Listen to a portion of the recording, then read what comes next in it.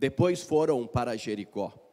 E saindo ele de Jericó com os seus discípulos, uma grande multidão, Bartimeu, o cego, filho de Timeu, estava assentado junto ao caminho mendigando. E ouvindo que era Jesus de Nazaré, começou a clamar e a dizer: Jesus, filho de Davi, tem misericórdia de mim. E muitos o repreendiam para que se calasse, mas ele clamava cada vez mais: Filho de Davi, tem misericórdia de mim. E Jesus, parando, disse que o chamasse, e chamaram o cego, dizendo-lhe: tende bom ânimo, levanta-te, que ele te chama. E lançando de si a capa, levantou-se e foi ter com Jesus. E Jesus falando, disse-lhe: que queres que te faça? E o cego lhe disse: mestre, que eu veja. E Jesus lhe disse: vai, a tua fé te salvou. E logo viu e seguiu a Jesus pelo caminho. Amém? Feche os seus olhos, vamos fazer uma oração. Querido Deus, em nome de Jesus, nos colocamos na tua presença e pedimos que o Senhor mais uma vez venha nos dar a direção através da tua palavra, porque sabemos que todas as correntes que nos prendem, todas as cadeias em qualquer área da nossa vida, se é espiritual, só pode ser quebrada com as armas espirituais, e que o Senhor nos dê sabedoria para que possamos receber a tua palavra, entender a tua palavra e sermos participantes das bênçãos do Senhor advindas da tua palavra. Amém. Hoje é a terceira noite da campanha Quebrando os Grilhões, quebrando as cadeias. Quando a gente fala de libertação na igreja, na palavra de Deus, nas questões espirituais, estamos falando de algo similar às coisas naturais, porém em âmbito espiritual. Se eu tiver uma algema em minhas mãos, eu vou ter dificuldade para fazer algumas coisas. Se eu tiver nos meus pés, tornozelos, eu vou ter dificuldade de me locomover. Então toda a cadeia, ela prende a pessoa e paralisa, impedindo que ela avance, isso naturalmente. Espiritualmente acontece da mesma forma. Mesmo eu tendo aceitado Jesus como meu Salvador, mesmo tendo recebido o perdão e a salvação, existem áreas da minha vida que ainda estão presas, e provavelmente por falta de conhecimento. Oséias disse: o meu povo está sendo destruído porque falta conhecimento, diz Deus através do profeta Oséias. Então às vezes a gente não entende, não compreende ou não para pensar e orar naquela área. A minha vida parece que não vai para frente, alguma coisa está errado. E às vezes não são todas as áreas, é aquela área específica que está amarrada, que está presa por alguma razão. Então nós precisamos orar, buscar e pedir a Deus. Porém, se é espiritual, a nossa arma não pode ser natural. Para você abrir uma algema, naturalmente falando, precisa da chave. Agora, no mundo espiritual, nós também precisamos de algumas chaves para abrir e quebrar as cadeias, para abrir as algemas, para nos libertar. Mas o interessante é que eu posso passar pela Bíblia em qualquer passagem e eu vou ver que geralmente não muda muito as chaves que quebram as cadeias e os grilhões. Nós começamos na primeira noite, se você se lembra, falamos sobre Pedro na prisão. Pedro estava preso, com soldados de todos os lados, amarrado com grilhões, algemas, mas a igreja fazia incessante oração por ele. A igreja orava, e nós entendemos que a ferramenta usada para que Pedro pudesse ser libertado da prisão foi a oração. A igreja orava e Deus manifestou o poder de uma forma fantástica na vida de Pedro. Na segunda noite, nós tivemos uma história similar de prisões humanas. Nós falamos sobre Paulo e Silas. Paulo e Silas, eles foram presos. mas Deus provocou um terremoto na cadeia e libertou Paulo e Silas da prisão. E qual foi a arma usada para quebrar as cadeias, abrir as portas, acontecer um milagre, aquele reboliço que chacoalhou os alicerces da prisão? Mais uma vez, a oração e o louvor. Eles, por volta da meia-noite, machucado, eles cantavam e louvavam a Deus, e os outros presos escutavam. Enquanto eles louvavam, Deus manifestou o seu poder e a sua glória. Hoje, na terceira noite, a gente fala da cura de um homem que era cego, mas nós vamos perceber que a ferramenta utilizada para quebrar as cadeias fora basicamente a mesma das quais nós falamos nesses dias atrás. Então vou lendo novamente. Depois foram para Jericó, e saindo ele de Jericó com os seus discípulos e uma grande multidão. Veja bem, quando Jesus Cristo chegou em Jericó, o nome dele já era conhecido, falado naquelas cercanias.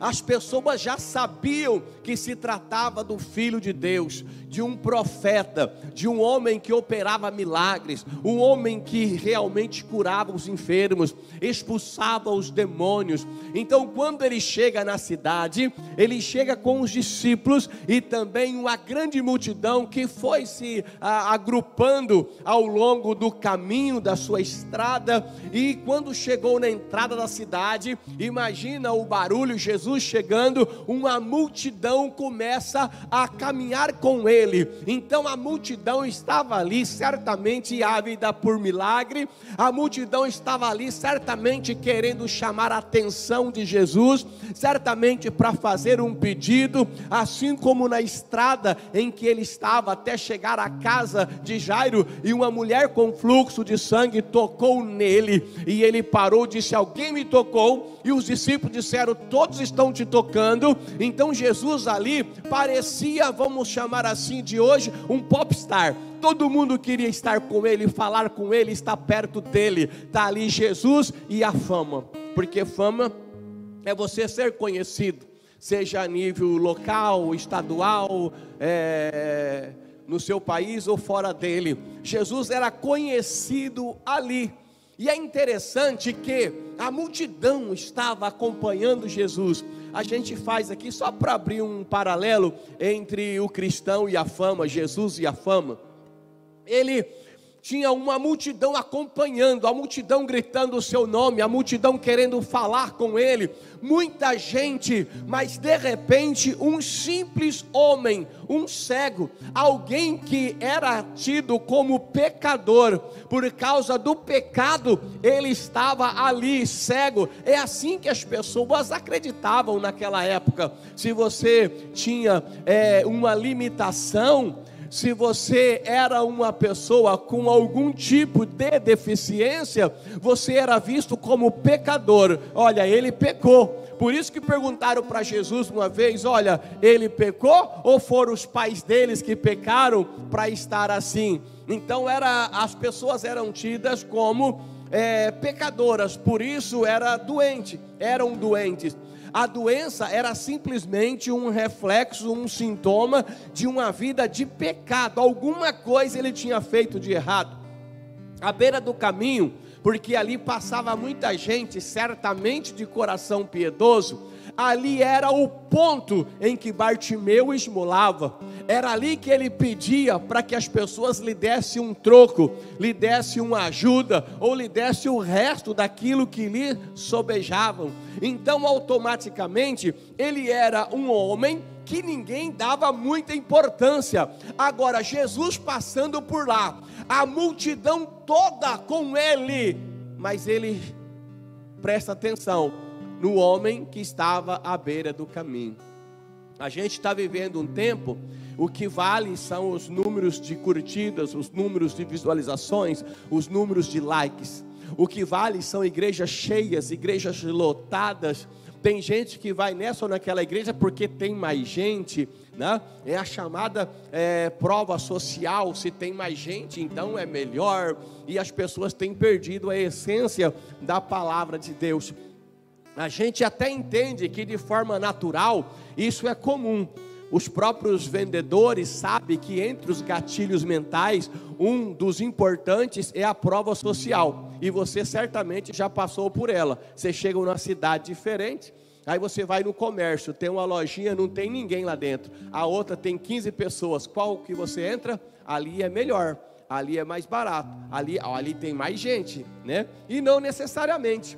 E na igreja, no mundo espiritual, as pessoas acabam trazendo da mesma forma. E hoje, as pessoas, se não tiver um público muito grande, para ele não é tão importante. É por isso que muitas pessoas nem se preocupam em fazer uma visita, porque é para uma ou duas pessoas. Por isso muitos nem se preocupam com um discipulado, porque é para uma ou para duas pessoas. Eu quero mais pessoas. Mas qual que é a minha intenção e o meu interesse em tudo isso? Primeiro, só fazendo esse parênteses, Jesus para olhar para um homem, enquanto a multidão acompanhava ele. E aí eu continuo a leitura. Bartimeu, o cego, ele se referencia a ele como Bartimeu, o cego. Só que aí tem algo importante, filho de Timeu. Mas por que escreveu Bartimeu, o cego, filho de Timeu? Quem é que foi estudar a história do cego para poder escrever, para colocar a família dele?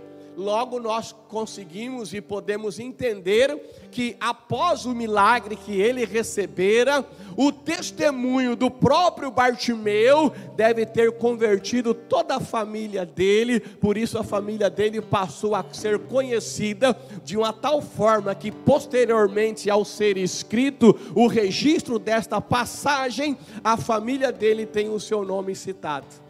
Bartimeu, filho de Timeu, estava sentado junto ao caminho mendigando.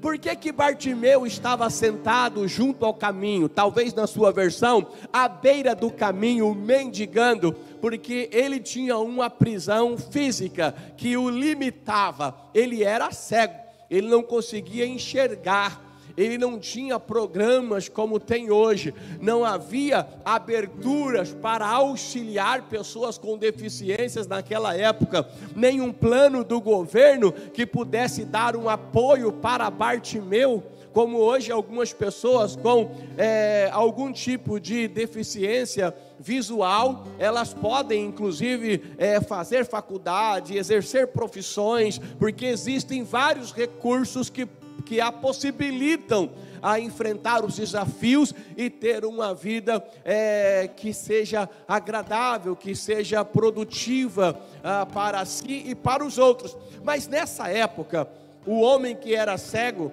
para que ele servia? O que ele poderia fazer? Então a única coisa, o único meio de ganhar alguma coisa era esmolando. Por isso ele estava à beira do caminho, ele estava preso por uma deficiência. E às vezes no mundo espiritual é da mesma forma. A gente às vezes não consegue produzir. Mas qual é a prisão que me prende? Qual é a área que eu realmente estou amarrado? Elas podem ser muitas, e a maioria delas geralmente está na nossa imaginação, na nossa mente. Existe uma frase que eu gosto muito do escritor, professor, teólogo, psicólogo, psiquiatra Augusto Cury, e ele diz simplesmente assim: a mente mente. Repita comigo: a mente mente. Muitas coisas que nós pensamos, imaginamos, não é verdade. Muitas coisas que você pensa a respeito de outros, não é verdade. E também muitas coisas que você pensa a respeito de você, não é verdade. A gente confunde muito sentimentos com fato. Sentimento não é fato. Repita comigo: sentimento não é fato. eu sinto que o Júlio não gosta de mim. Aí eu pego e me afasto do Júlio. E de repente o Júlio está até falando bem de mim para outras pessoas. Talvez ele não se aproxima tanto de mim, um exemplo, né? Porque talvez falta uma afinidade. Mas de repente o Júlio até me admira. Mas como ele não conversa muito comigo, não chega tão perto, eu tenho um sentimento de que o Júlio não gosta de mim. E por causa desse sentimento eu ajo de forma preconceituosa. E de repente, porque eu crio um preconceito acerca dele, e de repente eu começo até a falar mal do Júlio. Porque ele é chato. Por que ele é chato? Eu começo a atacar para me defender, porque eu sinto que ele não gosta de mim, logo ele fala de mim para outras pessoas, eu corro e falo dele antes, para que quando alguém ouvir ele falar, não acredite nele. Você percebeu como que nós somos complicados, Andréa Trindade? Nós somos muito complexos. Então, meu irmão, primeira coisa, sentimento não é fato. Imagina se tivesse se a gente pudesse, William Roberto, processar alguém por sentimento. Aí eu entro com um pedido diante do juiz, porque o Williams, eu sinto que ele não gosta de mim. Eu sinto que ele tem raiva de mim, mas eu posso processar? Imagina que eu posso. Eu chego lá com a petição, no dia da audiência, senhor juiz, Vossa Majestade, o William, ele não gosta de mim. O que o juiz vai dizer? O que ele vai pedir? O que o advogado vai falar? O de defesa. O senhor tem alguma evidência de que o Williams não gosta de você? O senhor tem alguma prova de que ele não gosta de você? O senhor tem alguma gravação, alguma testemunha, alguém que presenciou alguma coisa em que possa trazer fatos para essa sua acusação? Não. Mas então, baseado em que você faz a acusação ao meu cliente? Eu vou dizer simplesmente porque ele olha para mim diferente. Eu sinto que ele não gosta de mim. Ele disse alguma coisa para o senhor algum dia? Não. Ele fez alguma? Não. Automaticamente, perdi a ação. Não tem prova nenhuma. A gente precisa provar os nossos sentimentos e entender que sentimentos não são fatos. Muita coisa que você sente, perdão da palavra, tá? É loucura da sua cabeça. É bobagem da sua cabeça. Muitas coisas, mas muitas coisas. É apenas sentimentos, que não são fatos, julgamentos. Busque evidências para ver se esses sentimentos realmente são verdadeiros. Acerca de outros, acerca de você também. Eu preciso tomar cuidado, porque às vezes a prisão, na grande maioria, está na minha mente. Imagina, alguém chega para a irmã Selma e fala assim: irmã Selma, a irmã Kelma, que é uma dupla, Kelma e Selma, Selma e Kelma. A irmã Kelma, tomar cuidado para eu não travar a língua. A irmã Kelma falou que a senhora não é uma boa mãe, que a senhora é uma pessoa que não tem futuro. A Kelma falou que a senhora é uma pessoa que merece sofrer. A Kelma falou que a senhora nasceu para dar tudo errado. Parece que o propósito da senhora é a derrota. Irmãos, alguém chega e fala para a Selma que a Kelma disse tudo isso. A Selma vai ficar furiosa. Ela pode até tirar satisfação com a Kelma. Por que eu fui colocar Kelma e Selma? Tem que tomar cuidado para não errar os nomes.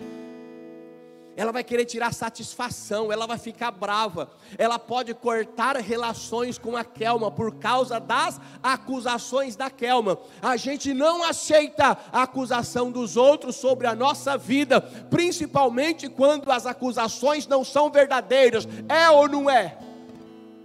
Porém, tem uma coisa terrível que a gente aceita: as acusações feitas por nós mesmos ao nosso respeito. Eu nasci, parece que para dar tudo errado.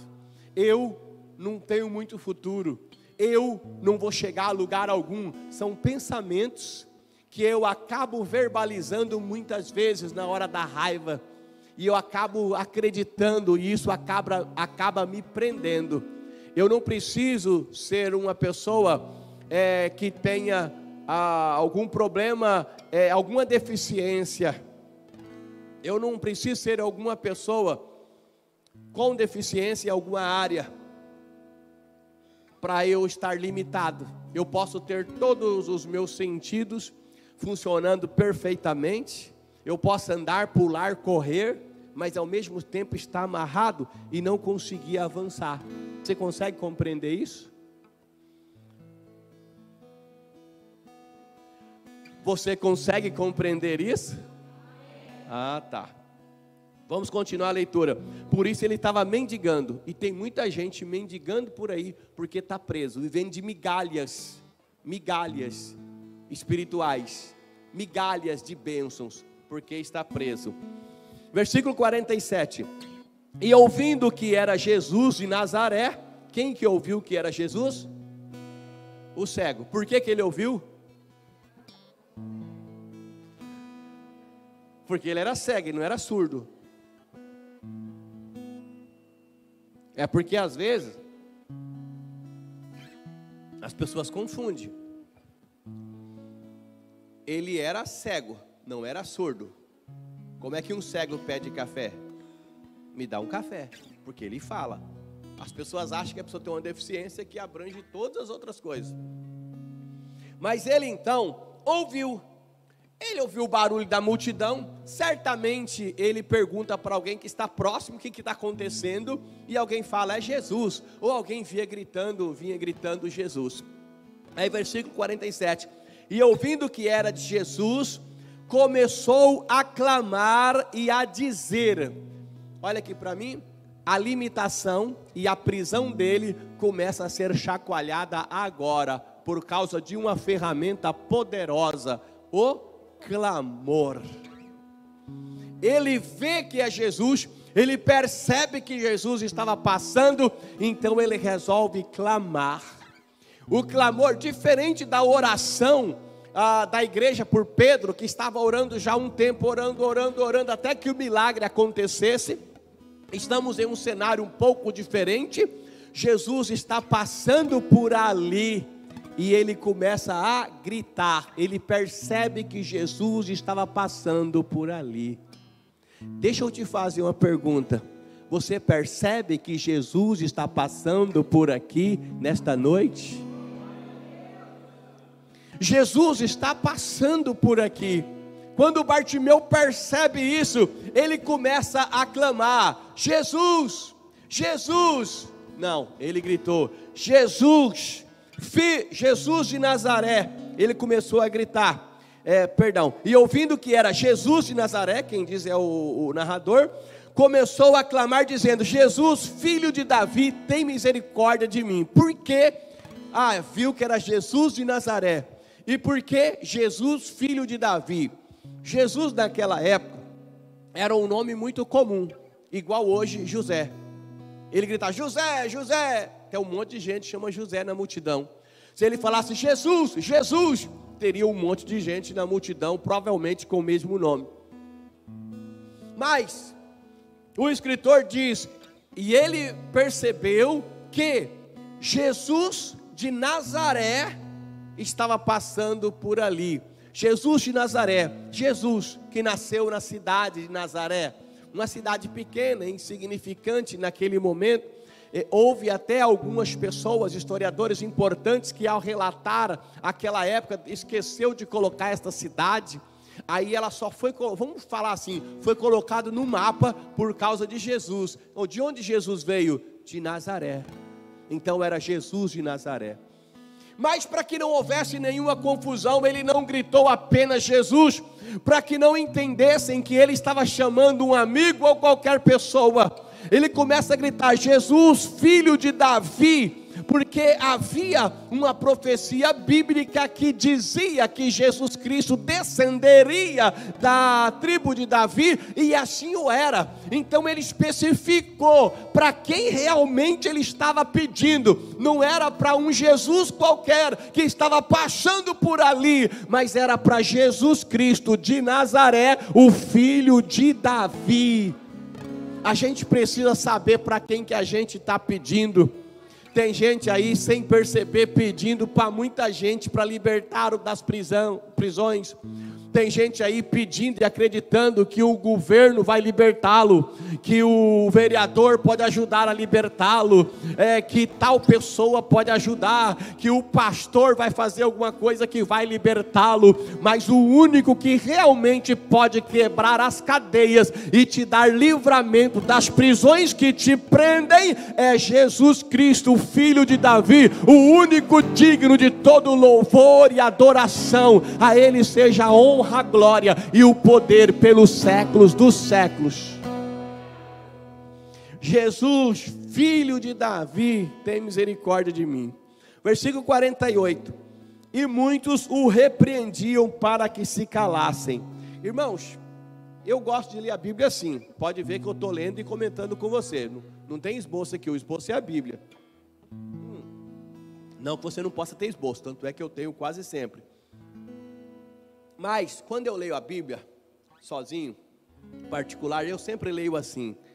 Cada palavrinha eu quero entender alguma coisa e trazer para os dias de hoje, porque senão fica apenas registros históricos.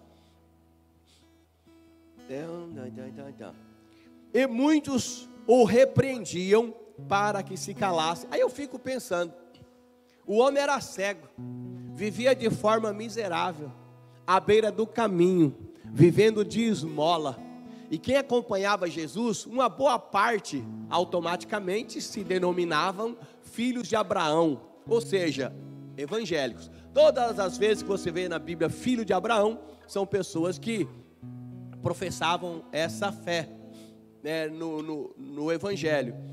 Aí, se uma multidão estava por ali, e um homem necessitado clama, eu acho que pelo menos não atrapalhar a multidão deveria fazer.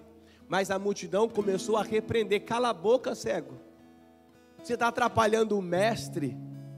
Ele estava atrapalhando Jesus? Então por que as pessoas diziam cala a boca? Igual hoje. É porque a maioria das pessoas pensam apenas em si.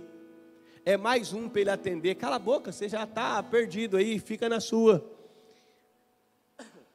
Era mais um para chamar a atenção de Jesus.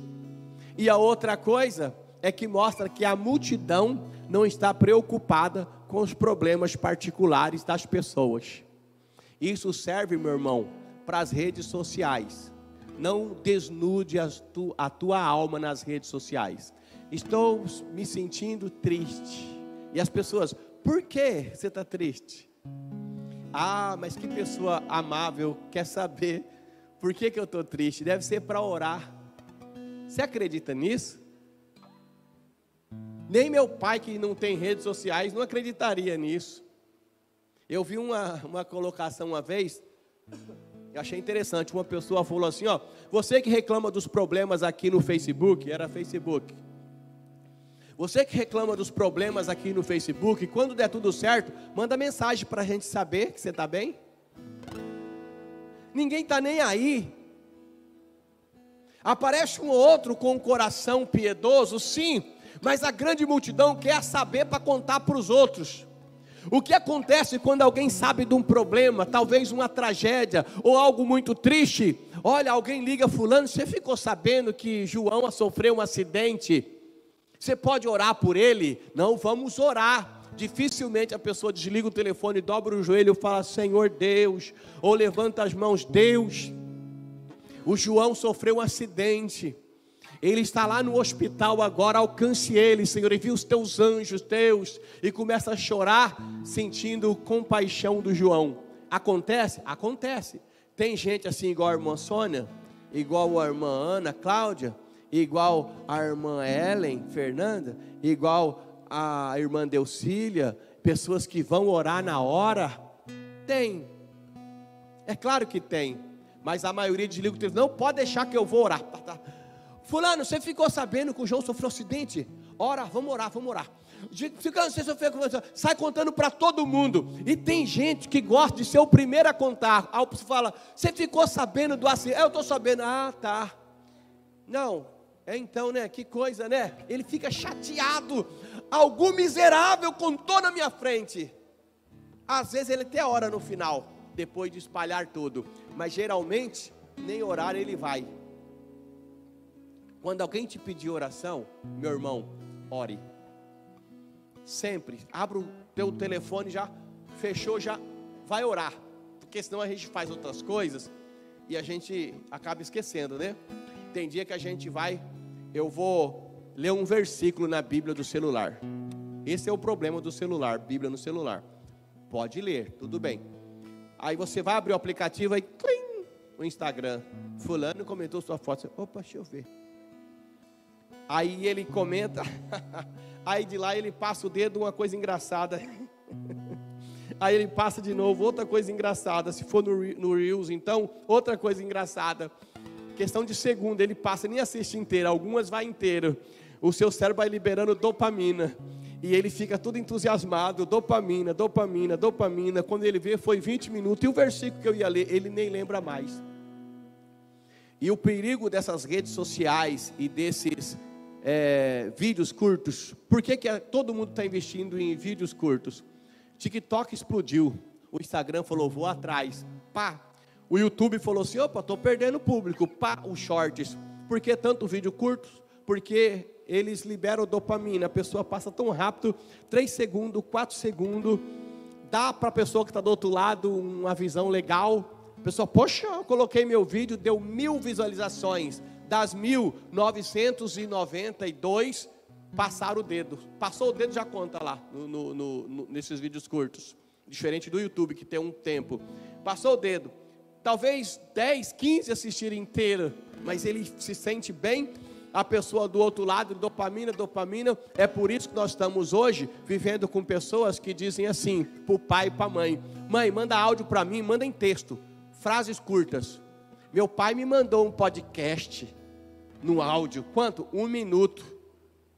Eu não, passou de 1 minuto, eu não. Você já viu pessoa dizer assim? Passou de 1 minuto, eu não escuto. Depende de quem manda. Você sabe que aquela pessoa que toda hora manda uma anedota, toda hora manda uma história, toda hora manda uma piada, para que você vai perder tempo ouvindo toda hora. Mas pessoas importantes. Tem gente que passou de 1 minuto, eu não escuto. Abre no grupo da liderança, o pastor mandou 1 minuto e 12. Passou de 1 minuto, eu não escuto. Toma muito cuidado. O cérebro está tão acostumado com a dopamina, que é um hormônio que dá sentimento de prazer, que as pessoas buscam esse prazer. A dopamina vicia. Inclusive, alguns tipos de vícios, até mesmo em pornografia, que nós vamos falar no curso de casais, que antigamente era problema de homem, hoje não é só de homens, traz um vício tão terrível, uma dependência tão terrível, que o tratamento não é fácil, o cuidado não é fácil. Bom, vamos lá. As pessoas simplesmente não estão preocupadas com os outros, e querem mostrar que estão preocupadas, dificilmente se importam, mas é claro que ainda existem aqueles que se preocupam e que se importam. Então busque ajuda em quem você acredita que realmente vai te ajudar. Vou repetir pela não sei quantas, milésimas, centésimas de milésimas vezes. Nunca conte o seu problema só para efeito de conhecimento. Se a pessoa não vai te ajudar, se ela não tem condições de ajudar, para que contar? E muitos o repreendiam para se calasse, mas ele clamava cada vez mais, filho de Davi, tenha misericórdia de mim. Quanto mais mandava ele calar, mais ele clamavam. Irmãos, quando você tem um projeto diante de Deus, o diabo sempre vai se levantar contra. E como é que o diabo faz para desanimar você? Ele faz basicamente, o diabo copia tudo que Deus faz. Deus, para animar você, para te colocar para cima e para te abençoar, Ele coloca pessoas no teu caminho, pessoas de fé, pessoas de oração, pessoas que te trazem uma palavra. E o diabo, para desanimar, da mesma forma, coloca pessoas com palavras que vão desanimar você. Ou você nunca saiu entusiasmado de casa, encontrou uma pessoa na rua e voltou triste, angustiado, chateado. Tem gente que volta até com medo. Mas ele não deu ouvido à multidão, ele continuou clamando, porque a libertação dele não vinha da multidão, ela vinha de Jesus. Continue clamando. 49. E Jesus parando disse que chamassem o cego. Você prestou atenção? Jesus parou, pediu para chamar o cego. Ninguém notava ele, ninguém olhava para ele, mas Jesus notou e olhou para ele. Talvez as pessoas que você quer que te notem não tenham notado. As pessoas que você espera que te ajude não têm te ajudado. Mas o Senhor Jesus tem notado você e tem se preocupado em ajudar você, em quebrar as cadeias e os grilhões, as algemas ou qualquer outra coisa que te prende e te dá liberdade para que você possa viver o melhor e conhecer o seu verdadeiro potencial, porque você tem dons, você tem talentos, você tem potencial. Aí nós olhamos, Jesus parando disse que chamassem o cego, e chamaram o cego dizendo: tem bom ânimo, levanta, que Jesus te chama. Palavra gostosa, né? Imagina um cego: Jesus, filho de Davi, cala a boca, cego, cala a boca, cala a boca. Ele continua clamando, alguém chega perto e diz assim: tem bom ânimo, levanta-te, que ele te chama. Mas espera aí, multidão, Jesus no meio, caminhando, o cego gritando. Alguém vai lá e fala assim: moço, como é que você chama? Bartimeu. Bartimeu, se anime. É porque tenha bom ânimo, levanta, vem comigo, porque Jesus está te chamando. Jesus não só percebeu o cego, como mandou alguém ir lá buscá-lo, para auxiliá-lo no caminho até chegar até a ele. Jesus é maravilhoso. Ele para e manda chamar uma pessoa que ninguém estava preocupada em ajudar. E já chega com a palavra de ânimo: tenha bom ânimo, fique feliz, porque o Senhor te chama, levanta-te. Versículo 50, e ele, lançando de si a capa, foi ter com Jesus. Aquela palavra daquele homem encheu Bartimeu de esperança, de uma tal forma que ele tirou a sua capa e ele foi até onde estava Jesus, com o auxílio de alguém que o Senhor mandou chamar. Deus te auxilia no caminho. Talvez você ainda não chegou aonde você espera chegar, mas se o Senhor mandou te chamar, ou se é plano e projeto de Deus para a tua vida, tenha bom ânimo, levanta-te, caminhe, porque os anjos do Senhor te sustentam durante o caminho até o propósito para a tua vida. Aceite o processo, suporte o processo, aguente o processo, que o propósito vai se cumprir. Se o propósito é um sonho, não se esqueça que a alegria não pode estar na realização de um sonho, ela tem que estar no caminho. Caminhe feliz, mesmo em meio às dificuldades, caminhe feliz. O meu propósito é tal coisa, o dia que eu conseguir eu vou ser feliz. Pessoas assim nunca são felizes, porque pode até conseguir, mas vai precisar de outra coisa, Seja feliz agora, seja feliz hoje, porque Deus tem te abençoado e sustentado em suas mãos poderosas. Hoje é o seu melhor dia. Hoje é o melhor dia da sua vida, e um momento especial. Se eu pudesse escolher qual é o melhor momento da minha vida, eu fazia um recorte do agora. O seu melhor momento é agora. Não importa quão bom você teve, viveu, mas o que você viveu não pode ser modificado, mas o que você vive agora pode construir coisas fantásticas para o seu futuro, para o seu presente. Então vive agora, o Senhor te chama, tem bom ânimo, fique de pé, não se proste. Lançando de si a capa, alguns historiadores dizem que a capa era como se fosse um alvará para que a pessoa pudesse pedir esmolas. Outros dizem que não é bem por aí, mas independente de qualquer coisa, quando ele tira de si a capa, imagine, no sol quente, na beira do caminho, A capa não era importante? Dava sombra. E se tivesse um tempo frio, e se ventasse, a capa protegia. Mas quando Jesus chama, ele tira a sua capa e ele vai em busca de algo muito maior.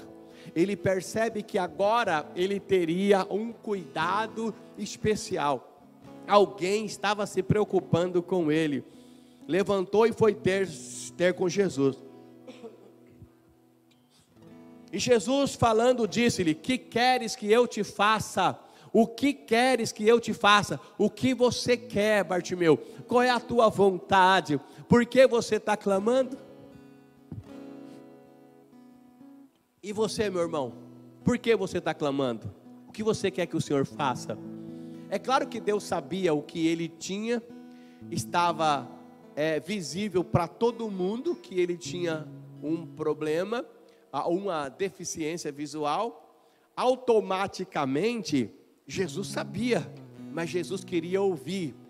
O que queres que eu te faça? Qual é a tua vontade? Ou seja, eu quero saber de você, o que te incomoda?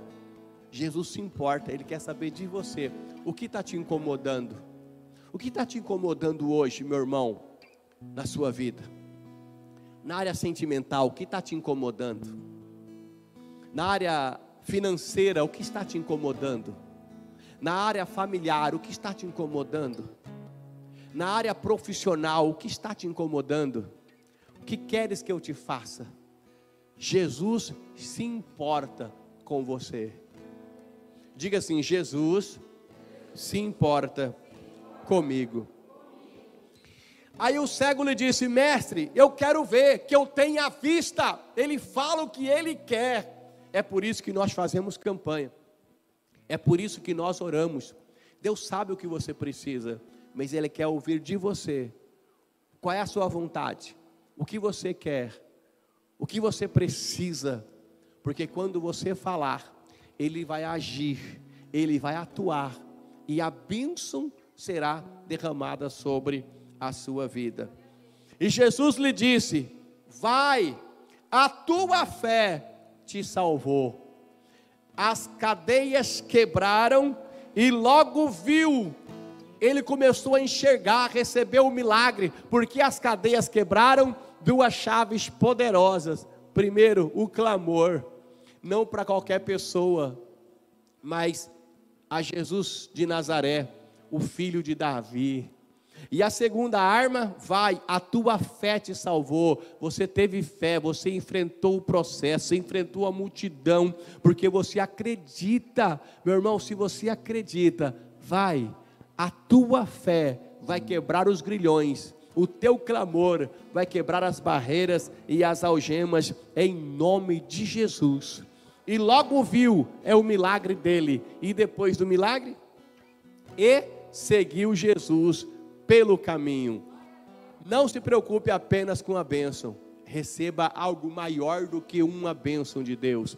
Pastor Sidney Luiz de Freitas, o que pode ser maior do que uma grande bênção de Deus? O Deus da bênção. Se coloque de pé em nome de Jesus.